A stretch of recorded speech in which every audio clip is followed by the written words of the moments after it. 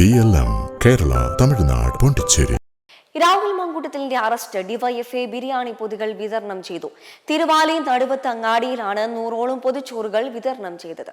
ഡിവൈഎഫ്ഐയുടെ ആഭിമുഖ്യത്തിൽ ആശുപത്രികളിൽ വിതരണം ചെയ്യുന്ന പൊതിച്ചോർ പദ്ധതിയുടെ മറവിൽ അനാശ്വാസ്യം നടക്കുന്നുവെന്ന് ആരോപിച്ച രാഹുൽ മാങ്കൂട്ടത്തിൽ MLA-ക്കെതിരെ ബലാത്സംഗ കേസിൽ ജയിലിലടച്ച സർക്കാരിനും പോലീസിനും അഭിവാദ്യം അർപ്പിച്ചുകൊണ്ടാണ് പരിപാടി സംഘടിപ്പിച്ചത്.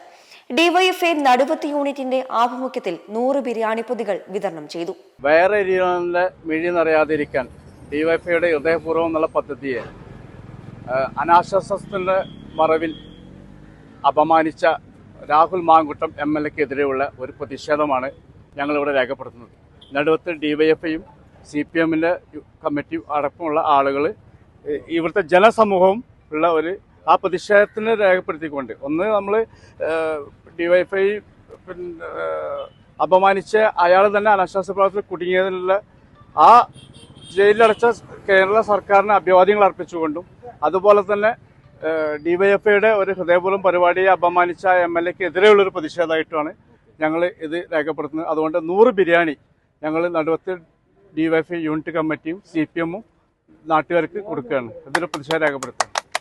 CPM പുന്നപ്പാല ലോക്കൽ കമ്മിറ്റി അംഗം KP ഭാസ്കരൻ വിതരണത്തിന് ഉദ്ഘാടനം ചെയ്തു. K പ്രവീൺ അധ്യക്ഷത വഹിച്ചു. V Lukman, T Velayudhan, N Rajesh എന്നിവർ പങ്കെടുത്തു. M5 news, Palakkad.